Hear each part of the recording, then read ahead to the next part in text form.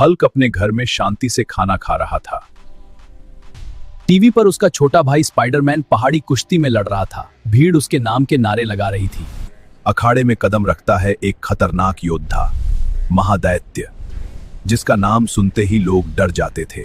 कुछ ही सेकंड में महादैत्य ने स्पाइडरमैन को हवा में उठाया और जोरदार तरीके से जमीन पर पटक दिया। स्पाइडरमैन बेहोश होकर गिर पड़ा। टीवी के सामने बैठा हल्क सन्न रह गया। उसकी थाली हाथ से गिर गई, आंखों से आंसू बहने लगे। भाई, मैं तुझे इंसाफ दिलाऊंगा। अगली सुबह हल्क अकेला जंगल की तरफ निकल पड़ा।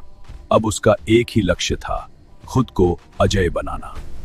वो जंगली फल खाता, अपने शरीर को कड़ी मेहनत में ढालता, हर दिन खुद को और मजबूत बनाता। बर्फीले झरनों के नीचे खड़े होकर वो अपनी सहन शक्ति को लोहे जैसा मजबूत बना रहा था। गहरी झील में लंबी दूरी तक दौड़ लगाता, हर सांस बदले की आग से भरी थी।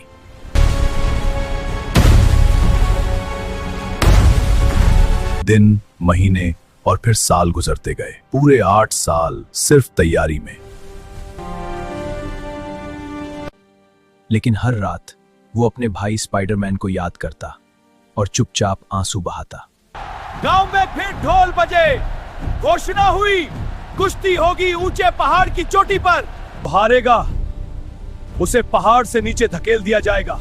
पहला मुकाबला शुरू हुआ। महादैत्य और काला शिकारी आमने सामने थे।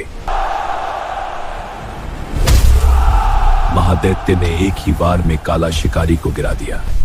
कोई भी आगे आने की हिम्मत नहीं कर रहा था। तभी भीड़ के पीछे से भारी कदमों की आवाज आई। हल्क वापस आ चुका था। दोनों आमने सामने खड़े थे। हवा भी जैसे रुक गई थी। महादैत्य ने मौका पाते ही हल्क को उठाकर जोर से पटक दिया। पहाड़ की जमीन कांप उठी। जमीन पर पड़ा हल्क भीड़ की आवाज सुन रहा था। उम्मीद अभी जिंदा थी। गांव वाले चिल्ला उठे। हल्क धीरे धीरे उठा। उसकी आंखों में फिर से आग जल उठी। इस बार वो सिर्फ ताकत से नहीं, रणनीति से लड़ रहा था। सही समय देखकर उसने महादैत्य को मजबूती से पकड़ लिया और पूरी ताकत से उसे चानों पर दे मारा। धूल का गुबार आसमान तक उठ गया। महादैत्य बेहोश होकर गिर पड़ा। पहाड़ पर सन्नाटा, फिर अचानक जीत का शोर।